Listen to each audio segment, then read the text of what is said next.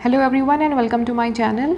हमारा next topic है entrepreneurship and small business में legal requirements for establishment of new units. ये unit 4 का कंटिन्यूएशन चल रहा है। पार्ट 7 पे हम आ चुके हैं। इसके पहले मैंने लगभग 6 लेक्चर्स आपको इस टॉपिक पे इस सब्जेक्ट पे मैंने डिस्कशन कर लिया हुआ है। अगर आपने वीडियोस मिस करे हैं तो ऊपर आई बटन पे क्लिक करके आप उन वीडियोस को देख लेना, एक्सेस कर लेना, या नीचे डिस्क्रिप्शन बॉक्स में मैं उनका लिंक दे दूँगी, वहाँ से भी आप देख सकते हो। चैनल पर और भी बहुत सारे सब्जेक्ट्स के वीडियो पड़े हुए हैं, लाइक GST के, बिजनेस ऑर्गेनाइजेशन मैनेजमेंट के, मार्केटिंग के, कम्युनिकेशन के एंड और भी बहुत सारे सब्जेक्ट्स के, आप उनको भी चाहो तो देख सकते हो। तो चलिए without any further do let's get started with today's lecture. हमारा लीगल रिक्वायरमेंट क्या क्या होता है, बिजनेस जब भी कोई नया स्टैब्लिश करता है, न्यू यूनिट कोई भी स्टार्ट करता है, तो क्या क्या उनके लीगल रिक्वायरमेंट होने चाहिए। तो जब भी कोई बंदा न्यू बिज़नेस शुरू करता है, नया वेंचर लेता है, तो हर एक एंटरप्रेन्योर को, हर एक बिजनेसमैन को कुछ कॉम्प्लायंस फुलफ़िल करने पड़ते हैं, कुछ लीगल ऑब्लिगेशंस फुलफ़िल करनी होती हैं, ताकि उनका जो स्मॉल बिजनेस है या किसी भी तरीके का बिजनेस है वो स्मूथली रन कर सके। देखिए, वैसे तो बहुत सारे लीगल रिक्वायरमेंट होते हैं नए बिज़नेस को जब भी हम शुरू करते हैं या नया स्टार्टअप करते हैं, तो बहुत सारे लीगल रिक्वायरमेंट्स उनको फुलफ़िल करने पड़ते हैं, लीगल ऑब्लिगेशन से उनको कंप्लाई करना पड़ता है। जैसे कि कुछ फाइनेंशियल रेगुलेशन होते हैं, फंड से रिलेटेड, टैक्स के कुछ ऑब्लिगेशंस होते हैं, एम्प्लॉयमेंट लॉज के अकॉर्डिंग उनको ऑब्लिगेशंस को फुलफ़िल करना पड़ता है। तो ये सारे जो लीगल ऑब्लिगेशन है उनके बारे में हम एक छोटा सा ओवरव्यू लेंगे, एग्जामिनेशन के पॉइंट ऑफ व्यू से हम समझेंगे। और कभी भी फ्यूचर में अगर आपको भी अपना बिजनेस करना है तो भी ये ऑब्लिगेशंस को समझना इंपॉर्टेंट है।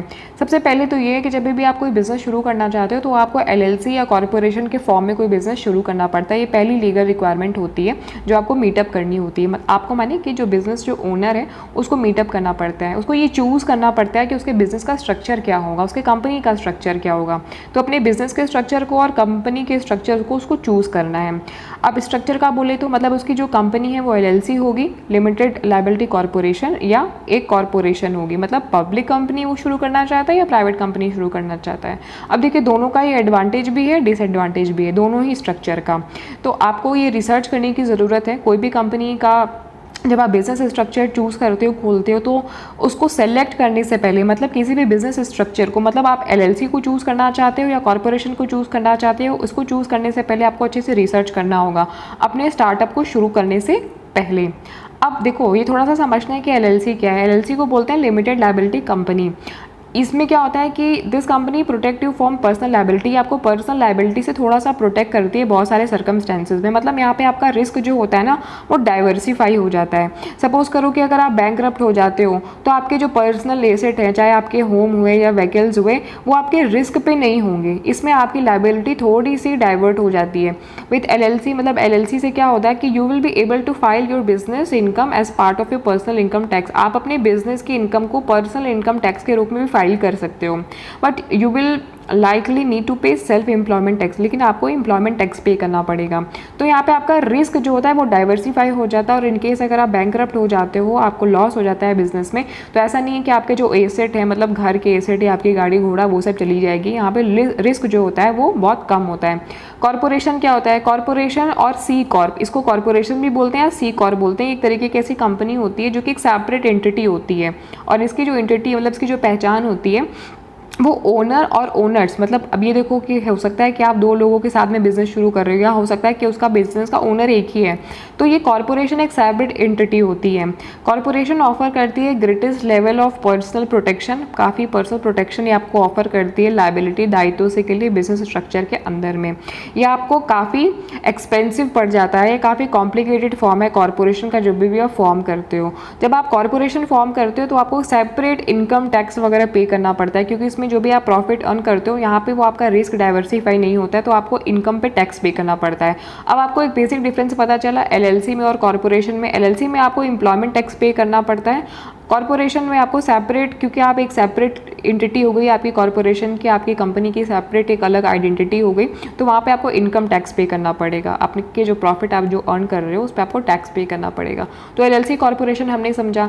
दूसरा जो लीगल रिक्वायरमेंट होता है जब भी कोई नया बिजनेस सेटअप करता है वो ये कि आपके बिजनेस का जो नाम है वो रजिस्टर करना पड़ता है। जब आपने एक बार डिसाइड कर लिया कि आपके बिजनेस का स्ट्रक्चर क्या है, मतलब LLC है या कॉर्पोरेशन है, जब आपने एक बार उसको डिसाइड कर लिया तब आपको आपके बिजनेस के नाम को रजिस्टर करने की ज़रूरत है। आप एक ऐसा नाम चूज़ करिए जिससे कि आपका खुद का एक ब्रांड बन सके। आप इस बात के लिए मेक श्योर रहिए कि वो पहले से नाम किसी और ने ना लिया हो, मतलब वो क्लेम ना हो ऑलरेडी।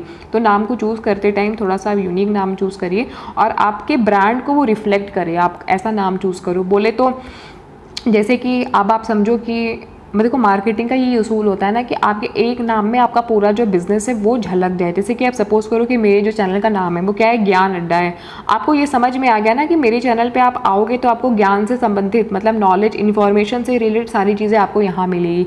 वो इन्फॉर्मेशन कुछ भी हो सकती है, मैनेजमेंट की हो सकती है, कॉमर्स की हो सकती है, वो आपके आर्ट्स की हो सकती है, कोई भी इन्फॉर्मेशन हो सकती है। इन्फॉर्मेशन मिलेगी आपको किसी भी तरीके, किसी जगह के बारे में, किसी चीज़ के बारे में।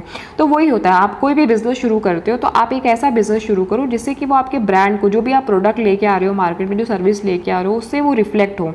फिर उसके बाद में आपको चूज़ करना होता है क्या, you can then choose to register your business. उसके बाद आप अपने बिजनेस को रजिस्टर करिए। जब आप अपने बिजनेस को रजिस्टर करिए तो ये कुछ 4 जो चीज़ें हैं, 4 वेज हैं रजिस्टर करने के सेपरेटली, जो आपको काफ़ी इंपॉर्टेंट तरीके से फुलफिल करना पड़ेगा।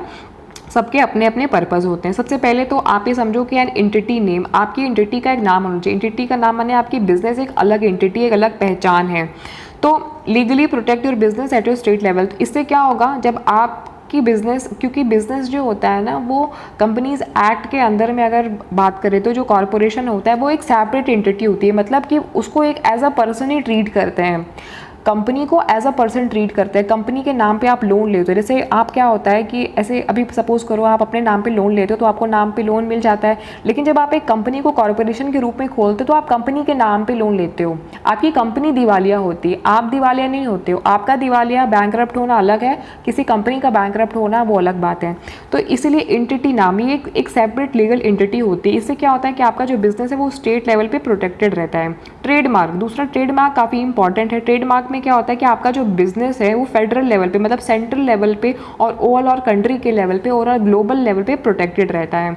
तीसरा है डीबीए। डीबीए मतलब डूइंग बिजनेस एज। अब ये क्या है, डजंट ऑफर लीगल प्रोटेक्शन। ये आपको कोई लीगल प्रोटेक्शन तो नहीं देता, बट मे बी रिक्वायर्ड, ये रिक्वायरमेंट हो सकती है डिपेंडिंग आप किस लोकेशन पे, किस बिजनेस स्ट्रक्चर के अंदर में काम कर रहे हो। डीबीए तो ये आपको कोई लीगल प्रोटेक्शन तो प्रोवाइड नहीं करता। ये दोनों तो आपको लीगल प्रोटेक्शन प्रोवाइड करते हैं, ये कोई लीगल प्रोटेक्शन प्रोवाइड नहीं करता। बट आप जिस लोकेलिटी में काम कर रहे हो, जिस बिजनेस स्ट्रक्चर में काम कर रहे हो, वहाँ पर आपको डीबीए की ज़रूरत हो सकती है। फिर है चौथा डोमेन नेम। आप जिस भी कंपनी को फॉर्म कर रहे हो आपको उसका एक वेबसाइट का एड्रेस होना चाहिए, वेब एड्रेस होना चाहिए जो कि आपके बिजनेस को क्लेम करता हो। उस वेबसाइट पे जाकर के आपके बिजनेस से रिलेटेड इन्फॉर्मेशन मिल सके। ऐसा नहीं है कि ये जो चीज़ें हैं वो मतलब ये सारी जो चीज़ें हैं वो यूं ही ऐसे लिख दी गई हुई हैं। ये लॉ बना है बाकायदा, ये कंपनीज लॉ बना हुआ है और इनकॉर्पोरेशन लॉ बना हुआ है। उसके अकॉर्डिंग ये सारे लीगल रिक्वायरमेंट आपको फुलफिल करने पड़ते हैं। ये सिर्फ पढ़ने के लिए नहीं, मतलब ऐसा नहीं है कि आप बीकॉम कर रहे हो, बीबीए कर रहे हो, एमबीए कर रहे हो या कोई डिप्लोमा का कोर्स कर रहे हो तो आप पढ़ने के लिए, एग्जाम में लिखने के लिए सारी चीज़ें आप पढ़ रहे हो। नहीं, ये सारी चीज़ें एक लॉ बनी हुई है। कभी भी आप फ्यूचर में प्रैक्टिकल वे में अगर अपना बिजनेस शुरू करोगे तो ये चीज़ें आपको वहाँ पर भी करनी पड़ेंगी। फिर तीसरा है लीगल रिक्वायरमेंट में कि आपको एक फेडरल टैक्स आईडी नंबर को अप्लाई करना पड़ता है इसके लिए। अब फेडरल टैक्स आइडेंटिफिकेशन नंबर क्या है, ये एक एम्प्लॉयर आइडेंटिफिकेशन नंबर होता है, मतलब कि नियोक्ता का अपना खुद का एक आइडेंटिफिकेशन नंबर होता है। ये आपको अलाउ करता है कि आप लीगली हायर कर सकते हो एम्प्लॉयज़ को। और जब आप एम्प्लॉयज़ को हायर करोगे तो ऑब्वियसली आपको, देखो क्योंकि आप इस फैसिलिटी को ले रहे हो तो आपको कुछ फेडरल पे टैक्स वगैरह भी पे करना पड़ता है। मतलब इस आईडी को, EIN को अप्रूवल कराने के लिए, इसको लेने के लिए आपको कुछ टैक्सेस भी पे करने पड़ते हैं। देखो आप बिजनेस कर रहे हो तो आपको टैक्स, मैंने पहले ही आपको पिछले वाले लेक्चर में बताया, जब भी आप कोई बिजनेस शुरू कर रहे हो तो आपको सारी प्लानिंग करनी पड़ेगी। बहुत लोग बिजनेस शुरू करते हैं वो टैक्स के बारे में बिना प्लानिंग किए हुए शुरू कर देते हैं। तो नहीं, आप बिजनेस करने से पहले, स्टार्टअप करने से पहले स्टार्टिंग से लेकर के एंड तक सब चीज़ की प्लानिंग करो। उसके बाद आपको देखो अप्लाई करने की ज़रूरत है बिजनेस के लाइसेंस के बारे में, एंड आपको बिजनेस का बैंक अकाउंट भी ओपन करना पड़ेगा। तो इतनी चीज़ें आपको करनी पड़ेगी। और इन सारी चीज़ों को अगर आप करते हो ना तो आपको कहीं किसी स्टेप पे प्रॉब्लम नहीं आएगी, वरना किसी भी टाइम पे कोई बैंक हो गया या कोई भी वेरिफिकेशन अगर आपका होगा तो आप फंस सकते हो।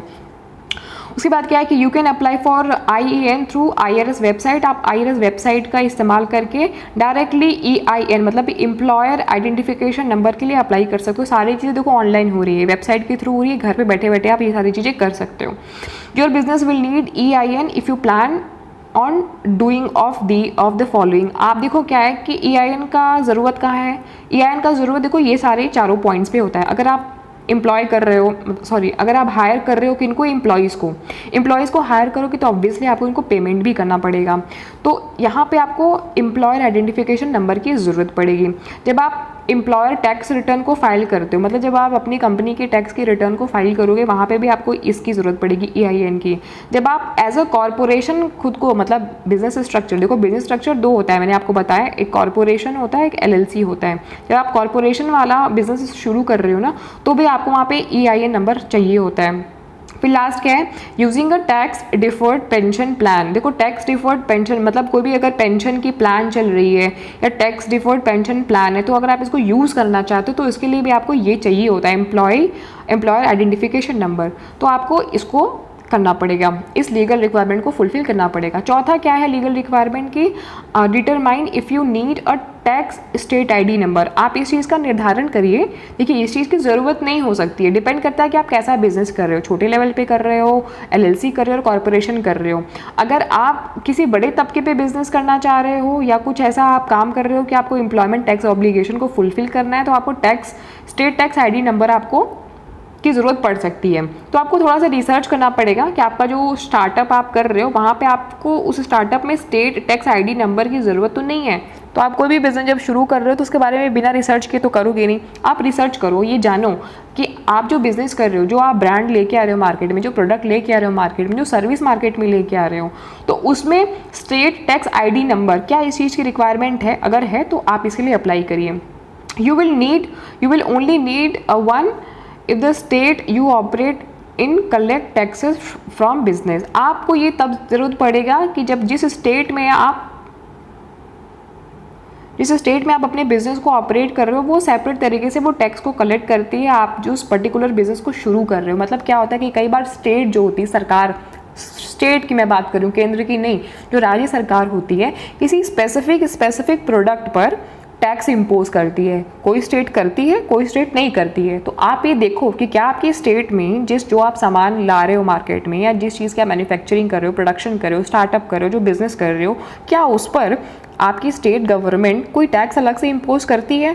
क्योंकि हो सकता है कि ये जो अगर आप यूपी में कर रहे हो तो हो सकता है कि यूपी में जो आप स्टार्टअप कर रहे हो या जिस भी आप फील्ड में स्टार्टअप करने का प्लान कर रहे हो उस पर टैक्स नहीं लेती हो, ठीक है, सपोज करो। लेकिन अगर आप सपोज करो अगर आप MP में कर रहे हो, या अगर आप इसको महाराष्ट्र में कर रहे हो, या अगर आप उसको उत्तराखंड में कर रहे हो, या आप आसाम की किसी स्टेट में कर रहे हो, वहाँ पे उस पर्टिकुलर चीज़ पर, मैन्युफैक्चरिंग पर आपको टैक्स पे करना है, या वहाँ की सरकार आपसे, मतलब वहाँ की राज्य सरकार आपसे टैक्स ले रही है, तो वहाँ पे आपको स्टेट टैक्स ID नंबर चाहिए होगा। ये अलग अलग स्टेट का अपना अपना सिस्टम होता है, तो आपको वो देखना पड़ेगा, रिसर्च करना पड़ेगा थोड़ा। तो जैसे कि आपके टैक्स ऑब्लिगेशन आपने फुलफिल कर ली, वो स्टेट टू स्टेट वेरी करती है, जैसा कि मैंने आपको बताया। तो ये काफ़ी बेस्ट होगा, ये अच्छा होगा कि आप अपने स्टेट की वेबसाइट पे जाइए, चेक करिए, वहाँ पे लोकल लॉ आप पढ़िए, अपने बिजनेस से रिलेटेड, अपने इनकम से रिलेटेड, जो भी आप इनकम अर्न करते हो उसके ऊपर अगर आपको कोई एक्स्ट्रा टैक्स पे करना है आपको स्टेट को, एम्प्लॉयमेंट टैक्स ऑब्लिगेशन आप इनको फुलफिल करिए, ठीक है। तो ये चौथा हो गया। पांचवा क्या है जो लीगल रिक्वायरमेंट है कि आपको ऑब्टेन करना पड़ेगा अपने बिजनेस के लिए परमिट और लाइसेंस। ये काफ़ी इंपॉर्टेंट है, आपको अप्लाई करने की ज़रूरत पड़ेगी अपने बिजनेस लाइसेंस के लिए। आप अप्लाई करो, अपने परमिट के लिए आप अप्लाई करो फेडरल और स्टेट गवर्नमेंट लेवल पे। देखो फेडरल का मतलब यहाँ पे कंफ्यूज मत होना, फेडरल यहाँ पे सेंट्रल होगा, यहाँ पे मैंने ये पता नहीं क्यों फेडरल लिख दिया हुआ है, आप फेडरल की जगह सेंट्रल समझो, ठीक है। सेंट्रल स्टेट लेवल पे आपको ये अप्लाई करना पड़ेगा। ये जो but the specific license you need depend on industry. हाँ देखो, अब आप कौन सा लाइसेंस लेना चाहते हो ये डिपेंड करता है कि किस इंडस्ट्री में और किस बिजनेस लोकेशन पे आप काम करें। सपोज करो कि अगर आप फूड इंडस्ट्री में काम कर रहे हो, सपोज करो आप कोई बेकरी खोल रहे हो, कोई बड़ा रेस्टोरेंट आप ओपन कर रहे हो, तो आप देखो कि आप वो किस में आएगा, वो फूड इंडस्ट्री में आएगा। तो आप देखो कि आप जिस इंडस्ट्री को बिलोंग कर रहे हो, मतलब जो भी आप बिजनेस कर रहे हो वो किस इंडस्ट्री से बिलोंग करता है, तो आपको उस इंडस्ट्री से मतलब FCI AI से आपको लेना पड़ेगा, लाइसेंस लेना पड़ेगा, या फूड कॉर्पोरेशन ऑफ इंडिया से आपको लाइसेंस लेना पड़ेगा। तो आप स्पेसिफिक लाइसेंस के बारे में सर्च करो, जिस बिजनेस लोकेशन में आप काम कर रहे हो उस वहाँ पे आप देखो कि उस पर्टिकुलर बिजनेस लोकेशन में आपको कोई सब्सिडी मिल रही है, या इस बिजनेस लोकेशन पे काम करने पे आपको अलग से किसी लाइसेंस लेने की ज़रूरत है कि नहीं है। देखो कुछ ना सेज होता है, सेज जोन होता है, मतलब स्पेशल इकोनॉमिक जोन होता है। तो इन सारे जोन में अगर आप बिजनेस शुरू कर रहे हो तो आपको अलग से लाइसेंस लेना पड़ता है। आपको थोड़ा नहीं, एक्चुअली में काफ़ी रिसर्च करना पड़ेगा किसी भी बिज़नेस को शुरू करने से पहले।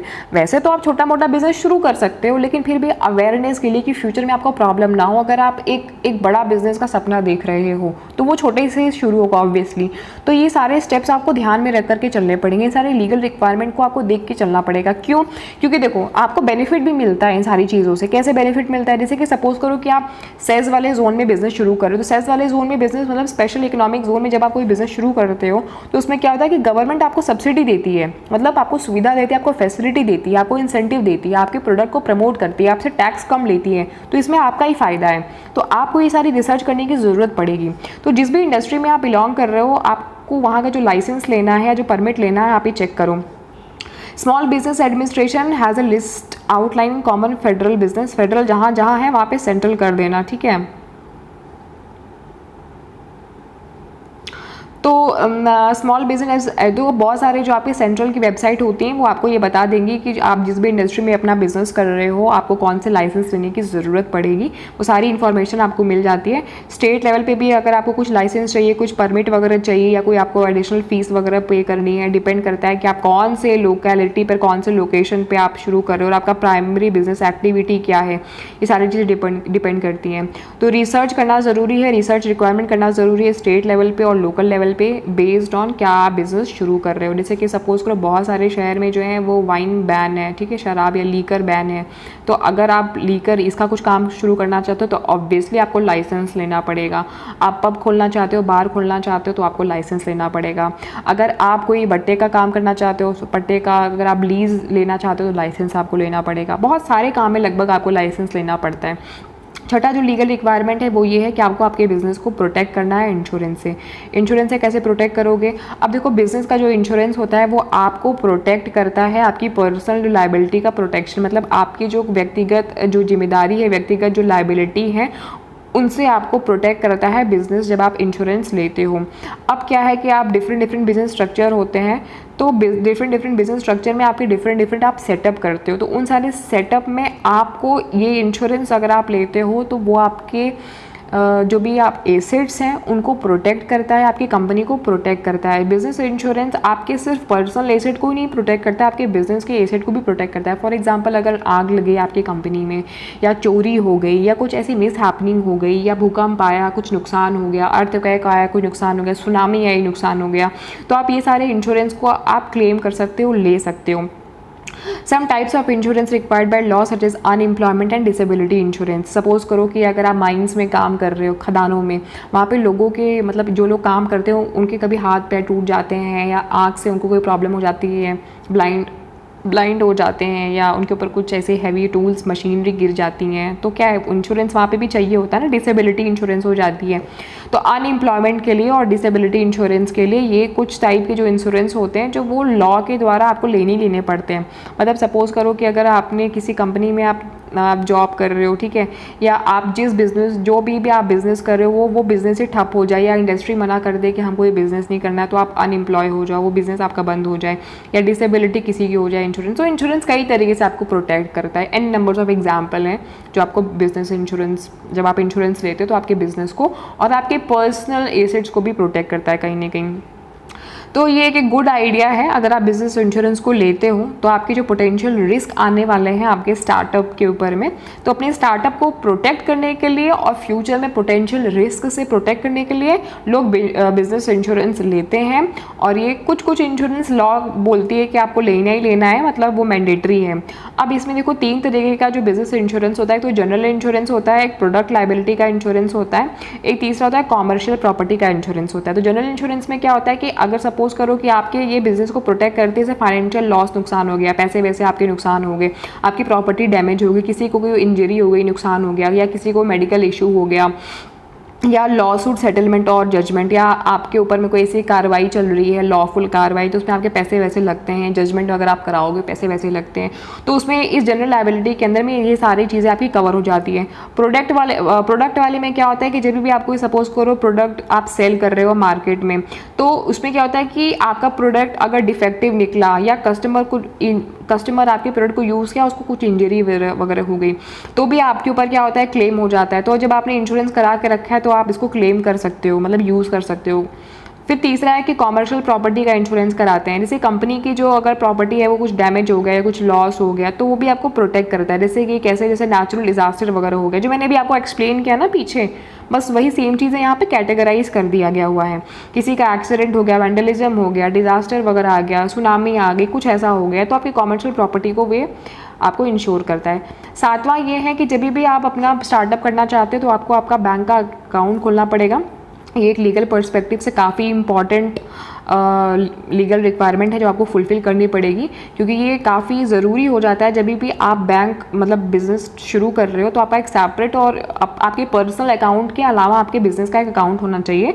आपके बिज़नेस फाइनेंसेस मतलब ये सारी जो चीज़ें हैं आपके कंपनी में जो भी ट्रांजैक्शन हो रहे हैं, आप पेमेंट्स को कलेक्ट कर रहे हो, अपने क्लाइंट्स वगैरह को दे रहे हो, तो पेमेंट जब भी आप कलेक्ट करते हो तो इन सारी चीज़ों के लिए आपका खुद का एक सेपरेट का बैंक अकाउंट होना चाहिए, मतलब पर्सनल अकाउंट के अलावा होना चाहिए। तो आप चूज़ कर लो कि आपको कौन सा बैंक कन्वीनियंट है जो आपकी सारी नीड्स को पूरा कर सकता है और जो आपको बेस्ट फैसिलिटी या बेस्ट ऑफर्स वगैरह प्रोवाइड कर रहा है, लोअर बैंकिंग फीस आपसे चार्ज कर रहा है, और स्मॉल बिजनेस क्लाइंट्स को कौन सा बैंक है आपका लोकल जो आपको प्रमोट कर सकता है। जब आपने एक बार चूज़ कर लिया अपने बैंकिंग इंस्टीट्यूशन को, तो आपको कुछ उनको इन्फॉर्मेशन देनी पड़ेगी अपनी बिजनेस से रिलेटेड अपने अकाउंट को ओपन करने के लिए। जैसे आपको EIN नंबर देना पड़ेगा, जो मैंने आपको पीछे बताया, EIN नंबर या सोशल सिक्योरिटी नंबर।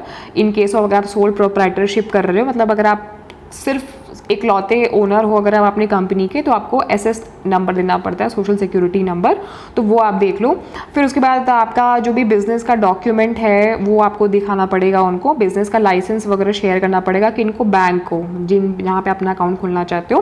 फिर आपको ओनरशिप एग्रीमेंट देना पड़ेगा, डॉक्यूमेंट्स, ये सारे कुछ डॉक्यूमेंट्स हैं। और भी डॉक्यूमेंट्स जो भी चाहिए होते हैं तो वो जैसे आपका पैन, आधार, ये सब मांगते हैं, तो वो सारे नॉर्मल डॉक्यूमेंट्स होते हैं, वो आपको देने पड़ते हैं। तो ये तो सारे मैंने 7 पॉइंट आपको बता दी जो मेजर होते हैं लीगल रिक्वायरमेंट। इसके अलावा भी आप अपने प्रोफेशनल से कंसल्ट कर सकते हो। प्रोफेशनल से कंसल्ट करोगे तो वो आपको और भी चीज़ें बताएंगे। देखो, हर बंदा तो प्रोफेशनल से कंसल्ट नहीं कर सकता, लेकिन फिर भी ये गाइड किया जाता है क्योंकि आपके चैप्टर में है, आपके सिलेबस में है, तो यहाँ पे मैं आपको बता रही हूँ। लेकिन हर बंदा, छोटा बंदा, ऑब्वियसली उसके पास इतने पैसे तो है नहीं कि वो प्रोफेशनल से कंसल्ट करेगा। लेकिन ये क्या है, ये बड़े लेवल पे जो बिज़नेस शुरू करते हैं या करना चाहते हैं या जो कर रहे हैं एग्जिस्टिंग में, वो प्रोफेशनल से भी कंसल्ट करते हैं। हमारा नेक्स्ट टॉपिक भी यही है, एंटरप्रेन्योरल कंसल्टेंसी। हमारा नेक्स्ट टॉपिक जो भी मैं नेक्स्ट आपको लेक्चर लूँगी वो इसी टॉपिक पे लेने वाली हूँ, काफ़ी इंपॉर्टेंट है, उसको मिस मत करना, ठीक है। तो कंसल्टेंट प्रोफेशनल, इसमें क्या होता है कि आपकी सारी लीगल रिस्पॉन्सिबिलिटी पूरी हो गई कि नहीं हुई, तो एक अच्छा आइडिया है कि आप एक प्रोफेशनल से कंसल्ट कर लो और उनसे आप एक एडवाइस ले लो। अगर फ्री में दे दे तो बहुत अच्छी बात है, लेकिन फ्री में तो कोई करता नहीं है क्योंकि प्रोफेशनल है तो वो चार्ज करेंगे ही। तो ये छोटे बिजनेस के लिए तो एप्लीकेबल नहीं है, बट अगर फ्री में कोई आपको प्रोफेशनल एडवाइस दे रहा है, कोई आपका इष्ट मित्र यार है, दोस्त है, या कोई आपके रिलेटिव में, तो आप ले सकते हो, अच्छी बात है ये। फिर ताकि इसमें आपका कोई मतलब considering sitting down separately with both a lawyer and accountant to make sure, मतलब इसमें यही बोल रहा है कि आप बैठ जाओ, लॉयर के साथ में बातचीत कर लो, अकाउंटेंट के साथ में बातचीत कर लो, अलग से सेपरेटली बातचीत इन दोनों से ही कर लो, मतलब किन से, लॉयर से कर लो, अकाउंटेंट से कर लो। मेक श्योर कर लो कि आपकी कंपनी सारी चीज़ों, सारे लीगल डॉक्यूमेंट्स को कवर कर रही है, सारे फाइनेंशियल स्टैंड पॉइंट जितने भी हैं वो सब ओपन, मतलब सब फिक्स है कि नहीं, सब ठीक ठाक है कि नहीं किसी बिजनेस को शुरू करने से पहले।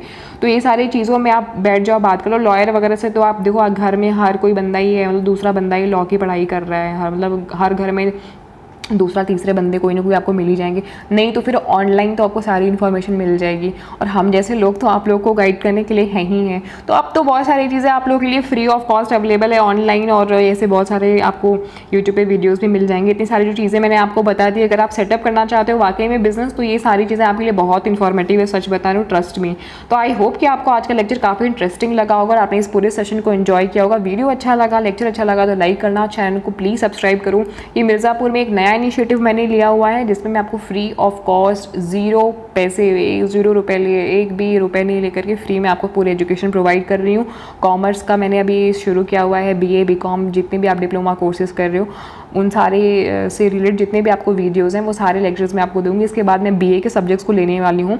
BA में जैसे आपके हिस्ट्री है, एजुकेशन है, सोशोलॉजी है, होम साइंस है, वेराइटीज़ ऑफ जो भी आपके सब्जेक्ट्स हैं वो सारे मैं इसमें कवर करने वाली हूँ। तो ज्ञान अड्डा से बने रहिए। और स्पेशली मैं आप सभी के लिए जो भी कॉम्पिटिटिव एग्जाम की प्रिपरेशन कर रहे हैं या वैसे भी अगर जो कोई प्रिपरेशन नहीं भी कर रहा है, जो न्यूज़ देखना चाहते हैं ऑनलाइन, तो वो 1 मिनट का डेली का मैं न्यूज़ डालती हूँ। जो मोस्ट इंपॉर्टेंट न्यूज़ होता है आप उनको भी देखिए, वो आपके लिए काफ़ी यूज़फुल है। भाई 1 मिनट तो अपने लिए आप निकाल ही सकते हो।